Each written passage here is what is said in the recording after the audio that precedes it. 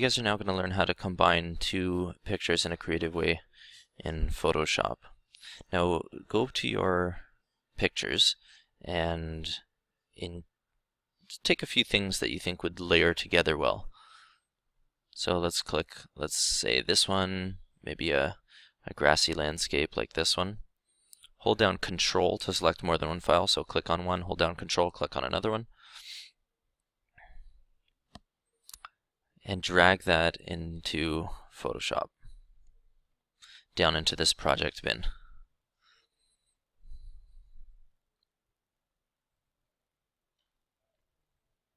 Use the Move tool to drag one of the pictures into the other. So you've got this layer, this flower layer, and now you can close this document. This flower layer can be kind of snapped right into place. So you end up with two layers, the one that was there to begin with and the incoming layer. Now the incoming layer, called layer 1, can be opaque, totally opaque. You can't see through it at all, or you can hover over this word opacity and click and drag to the left in order to make it become more and more transparent or see-through.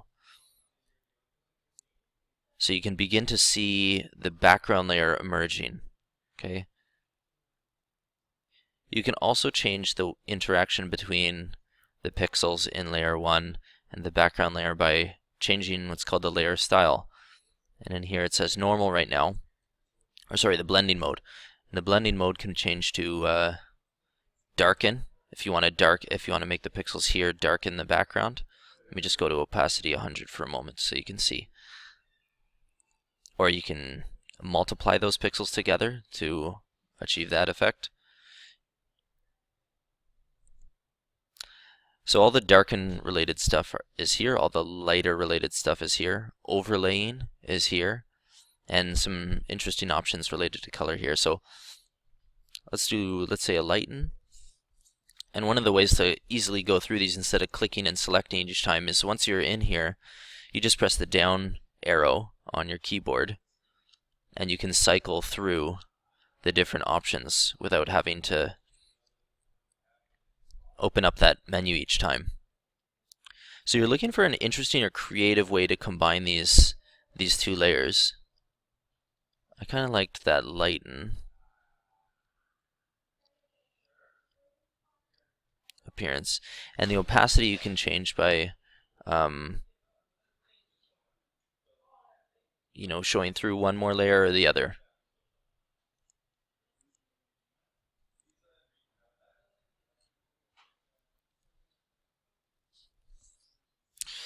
So you end up deciding on what the opacity is going to be and also what the blending mode is going to be. And you can also erase from some of these images. So if I wanted to just focus on what was on layer 1 for the moment, turn the eyeball off of here, just go back up. We'll remember that was 75 and there's garbage in this picture. So you can either erase it, just totally erase it, and in which case you'll be left with whatever's in the background layer in those areas that you've done the erasing. So let's use the magnetic lasso tool and just click and drag around here to try and eliminate some of that whiteness. And if we delete that, it's a pretty strong contrast of what got deleted. You might want to feather that, or now that we've already made the selection, we can refine the edge and we can feather it a little bit. Make that a smoother deletion so it's got a bit of a smoother edge. That could help. And then when we go back to turning this on, you'll see this kind of missing piece. Maybe that's going to hurt your artwork, maybe it's not. If you want to try it a different way, instead of erasing that area by selecting it and deleting it, you could also use the clone stamp tool. The clone stamp tool lets you select an area and paint it somewhere else. So I'm going to select by holding down Alt. See this target appear? Hold down Alt and click. And then all you need to do is start painting into that spot, and it paints what was from over here. And you can do that in multiple different areas to take pixels from one area and basically duplicate them or stamp them into a different area. And this selection that I've made is convenient because it restricts where those pixels can go. They're only able to go into this little patch of space that I've selected. So Control D to deselect, and that piece of garbage is almost gone. I mean, there's a few other pieces, but with this background layer on, with layer 1 in the blend mode of overlay, and at the opacity of about 75 or so, I'm happy with that. That's an interesting picture to look at, and if I need to, I can even crop it down. The crop tool will let me maybe keep the aspect ratio, which is the size of the frame that I originally had, to my original photo, and I can just cut that down so that the daffodil is maybe a little bit more at one of the rule of thirds lines. Maybe I'm happier with that. And then I can save my file. Now another thing you can do, if I just open up this one, I've set all layer 1, layer 0, layer 3 to all combine through this darken blending mode, and then layer 2 I put to lighten, and it created this cool kind of like framing effect. You'll see what I mean if I